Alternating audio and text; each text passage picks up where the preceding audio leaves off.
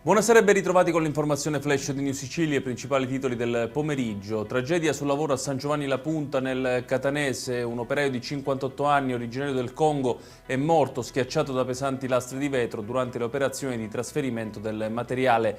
Un collega di 34 anni è rimasto ferito, ma fortunatamente non è in pericolo di vita. La Procura di Catania ha aperto un'inchiesta per verificare le cause dell'incidente.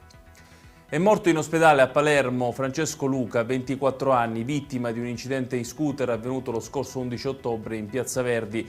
Troppo gravi le lesioni riportate dal giovane che, dopo diversi giorni di coma, hanno portato alla dichiarazione di morte cerebrale da parte dei medici del Civico.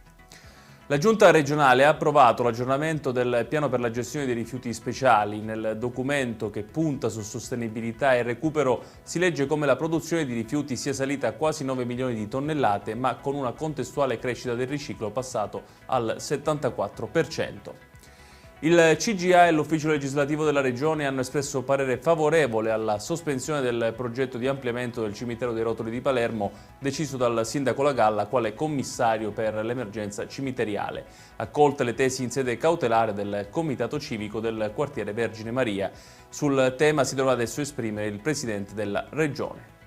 Chiudiamo con il meteo. Per domani in Sicilia è prevista una giornata di bel tempo grazie a un campo di alte pressioni sull'isola. Sui litorali tirrenici e ionici il cielo sarà sereno o poco nuvoloso, sulle zone interne e montane nubi sparse con rasserenamenti in serata. Nuovo peggioramento poi a partire da mercoledì. Ed è tutto per questa edizione. Tutti i dettagli su queste notizie li trovate come sempre sul nostro sito www.newsicilia.it. Grazie per averci seguito e buon proseguimento di serata.